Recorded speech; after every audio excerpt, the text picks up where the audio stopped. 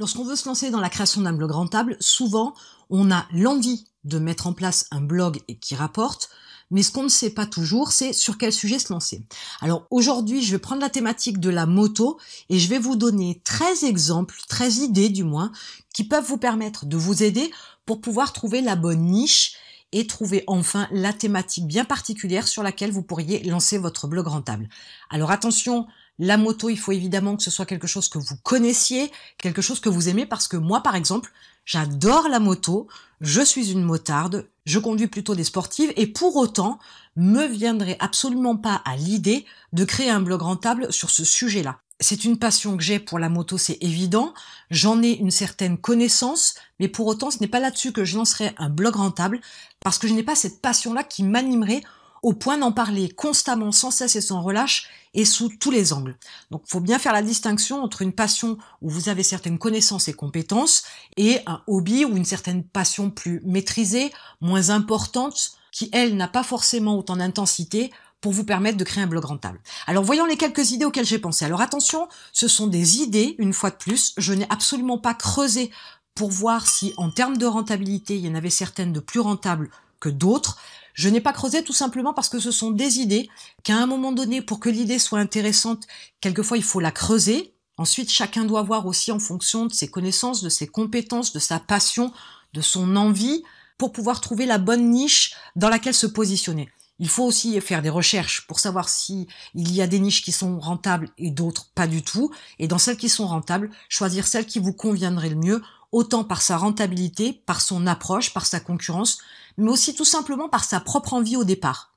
Alors voyons quelques idées, 13 en l'occurrence, que j'ai pu trouver et qui pourra peut-être vous mettre sur la voie de la bonne niche pour votre blog rentable si vous êtes un passionné de moto. Alors il est possible de créer un blog rentable en se basant uniquement sur la mécanique.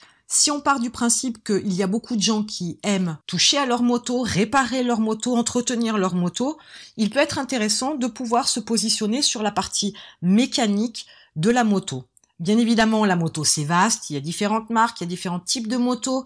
Donc là, il va falloir quand même chercher à se positionner sur peut-être une marque bien précise, un modèle précis, pourquoi pas, ou ça peut être beaucoup plus généraliste sur la partie générale de la mécanique, ou pourquoi pas les accessoires par exemple.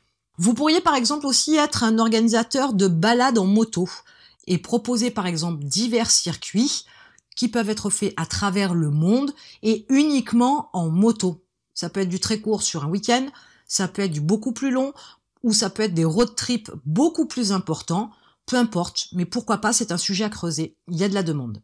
Vous pourriez aussi, dans la troisième idée, être tout simplement un moniteur moto. Alors bien évidemment, vous n'allez pas faire passer le code, bien évidemment, puisque c'est sur Internet, vous ne pouvez pas faire passer les heures de conduite, mais vous pourriez apprendre tout un tas de choses à votre audience. Ne vous basez pas uniquement sur la conduite, mais plutôt sur l'état d'esprit, sur la sécurité par exemple. Il y a tout un tas de sujets qui peuvent être abordés. Et pour la quatrième idée, pourquoi ne pas faire découvrir la moto à travers les différents pays dans le monde? Autrement dit, vous pourriez fournir de bonnes adresses, fournir des bonnes pratiques, le type d'équipement à avoir par exemple quand on est dans un pays très froid, ou à contrario dans un pays très chaud, les différentes agences de voyage qui proposent des circuits, des vacances, des découvertes en moto, bref, tout ce qui peut se passer à travers le monde, au niveau de la moto. Ça peut être aussi une façon de voir les choses. Une fois de plus, pensez que ce ne sont que des idées de départ. C'est à vous de creuser. Je ne dis pas que j'ai la bonne approche. Je dis que c'est des idées auxquelles j'ai pensé et qu'il y a peut-être quelque chose à creuser. C'est à vous de faire des recherches. C'est à vous de voir ce qu'il y a sur le marché, les concurrents, les opportunités, la rentabilité possible dans une niche en partant des idées que je peux vous proposer. Bien évidemment, vous pourriez aussi trouver d'autres idées qui peuvent être intéressantes, mais ne comptez pas sur moi pour vous en donner plus. Je vous en ai déjà trouvé 13. Ça vous laisse des ouvertures, à vous de trouver ce qui vous convient le mieux et ce qui est le plus intéressant financièrement. Dans la cinquième idée, vous pourriez aussi tout simplement faire un motovlog, autrement dit partir à travers le monde, ou même ne serait-ce que la France par exemple, et vloguer tous les jours, ou régulièrement du moins, pour pouvoir montrer ce que vous vivez, pour montrer aussi par exemple les différents tests avec différentes motos, et apporter votre vision sur différents modèles, ou sur un mode de vie, où le motard n'a pas vraiment de point de chute, mais vit en moto à travers le monde. Pour la sixième idée, vous pourriez par exemple vous focaliser sur un type de moto. Par exemple, les sportives. Vous allez toucher une audience un petit peu particulière et vous pourriez coupler ça, pourquoi pas, avec des ateliers de conduite un petit peu particuliers sur des circuits à travers la France, par exemple. Ça peut être aussi une position par rapport à la moto sportive. Bien évidemment, on est encore aussi sur du test de machine. Vous pourriez aussi, dans la septième idée, rester toujours sur cette approche de la moto et en spécificité la moto routière. Et dans ce cas-là, avoir une approche un petit peu différente. Vous n'êtes pas obligé forcément de faire des tests sur la routière, même s'il y a la partie confort qui va rentrer en ligne de compte, il y a la partie accessoires. Mais ça peut être intéressant, par exemple, d'avoir un blog rentable sur particulièrement la moto routière et beaucoup plus niché sur le partage de la passion de la moto routière quand on est en couple, par exemple. Ou alors couplé avec la deuxième idée qui était l'organisateur de balades. Pourquoi pas être sur des motos routières où vous pouvez organiser des balades pour les couples, en France ou à l'étranger, peu importe. Mais vous voyez, c'est en creusant un petit peu à chaque fois et en spécifiant la thématique de départ que vous allez pouvoir trouver la bonne niche. Pour la huitième idée, j'avais pensé à l'enduro. Pourquoi? Parce que c'est encore une approche un petit peu particulière de la moto. Il est clair que ce n'est absolument pas la même audience que ceux qui ont tendance à conduire des sportives. On n'est pas tout à fait dans la même approche du deux roues. Mais ça peut être aussi intéressant de faire découvrir des circuits d'enduro, de faire découvrir du nouveau matériel, de pourquoi pas pouvoir apporter des exemples pour l'entraînement à l'enduro, des astuces, des techniques, etc. Pourquoi pas? Ça peut être une approche qui touche à la moto aussi, mais sur une machine bien spécifique. Pour ce qui est de la neuvième idée, je me disais aussi qu'il y avait la possibilité de se spécialiser soit sur un modèle, mais vraiment très spécifique, soit sur une marque. Alors, il est évident que si vous choisissez un modèle spécifique, va falloir quand même choisir un modèle qui a une certaine réputation, qui est utilisé à travers le monde, par exemple, qui a une certaine réputation, qui a une certaine qualité. Pourquoi? Parce que les motos évoluent. De nouveaux modèles arrivent chaque année. Donc, si vous choisissez un modèle un petit peu au hasard, vous risquez d'avoir effectivement les premiers temps, si c'est un modèle récent, avoir une certaine audience, mais qui risque de s'amoindrir au fur et à mesure avec l'arrivée des nouveaux modèles. Il y a des gens qui vont échanger leur modèle actuel sur lequel vous avez fait un blog pour passer à un autre modèle. Donc, il faut choisir plutôt un modèle un peu mythique, entre guillemets, qui a perduré dans le temps et qui perdurera encore quelques années dans le temps. Mais à côté de ça, vous pourriez choisir aussi une marque spécifique, parce que vous aimez les Ducati, parce que vous aimez Honda, peu importe votre choix, ou Harley, ça n'a aucune importance. Mais vous positionnez sur une marque spécifique et travaillez uniquement là-dessus. Dans la dixième idée, je pensais que vous pourriez aussi aborder la moto et la femme.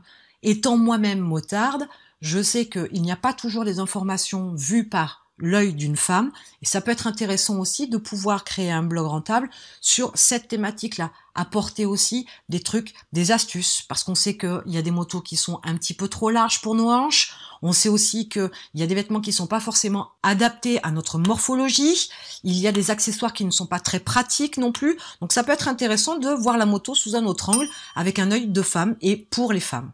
Dans la onzième idée, si on a vu les femmes, bien évidemment, on peut voir la moto en famille. Là aussi, on s'aperçoit qu'il y a des gens qui sont motards, l'homme comme la femme, et qui ont tendance à transmettre cette passion-là à leurs enfants parce qu'ils ont aussi l'habitude de les emmener en balade en moto, de leur faire découvrir les joies du deux roues. Et ça peut être intéressant de leur apporter aussi de l'information concernant des accessoires, des vêtements, des petits trucs, des petites astuces, des méthodes pour pouvoir sécuriser au maximum leurs enfants, etc. Donc ça peut être intéressant à creuser. À vous de voir si c'est quelque chose qui peut vous plaire ou pas du tout. Dans la douzième idée, j'ai pensé au tuning moto. On a effectivement le tuning voiture qui est un petit peu plus connu, mais le tuning moto a quand même de beaux jours devant soi, même de très beaux jours, parce que de plus en plus les gens cherchent à personnaliser l'intérieur de leur véhicule pour les moins audacieux, l'extérieur de leur véhicule pour ceux qui sont beaucoup plus osés et qui passent par le tuning, mais on oublie que la moto aussi, on a envie de la personnaliser. Chacune de mes motos avait quelque chose de bien spécifique qui lui appartenait à elle et que je n'avais mis sur aucune autre précédemment. Donc à chaque fois, il y a quelque chose de particulier. Chaque moto est bien spécifique. Donc pourquoi pas aborder le tuning moto à plus ou moins grande échelle, avec plus ou moins d'excès. Après, c'est juste une question de perception, c'est juste une question de passion concernant le tuning de la moto. Et enfin, pour la 13e idée, être sur l'achat-revente de moto. Pourquoi pas pouvoir apporter des conseils sur l'achat et la vente d'une moto, mais aussi sur l'achat et la revente de motos en général. Il y a un vrai marché sur le sujet. Peut-être qu'il peut y être apporté des informations concernant la révision mécanique, par exemple, d'une moto avant la vente, ou quels sont les points spécifiques qu'on doit regarder sur une moto avant de faire un achat, quand c'est une moto d'occasion, bien évidemment, mais pourquoi pas faire aussi ce genre de points pour l'achat d'une nouvelle moto neuve. Donc vous voyez qu'il est possible toujours, avec une thématique de départ, de pouvoir aller creuser pour apporter davantage de précision, pour pouvoir nicher l'idée et apporter davantage d'informations à une audience qui peut être bien ciblée en fonction de la thématique qui est choisie. Alors aujourd'hui, l'idée, c'était vraiment de pouvoir vous aider à comprendre comment on peut aller chercher des idées avec un simple sujet qui était la moto au départ. Alors bien évidemment, je ne vous ai proposé que 13 idées, mais il peut y en avoir sûrement beaucoup d'autres. Je ne voulais pas faire une liste à rallonge non plus, et l'idée, c'était juste de vous faire comprendre le concept de réflexion pour pouvoir trouver des idées par rapport à une passion que vous avez. Vous pourriez faire exactement la même chose pour la peinture, pour la photo, pour l'écriture. Peu importe la passion que vous avez au départ, vous avez l'opportunité de pouvoir trouver des idées. À vous de chercher les différentes idées, à vous ensuite de creuser pour pouvoir éventuellement trouver une niche, une spécialisation, et enfin de vous lancer dans la création de votre blog rentable. Et en attendant, je vous retrouve de l'autre côté.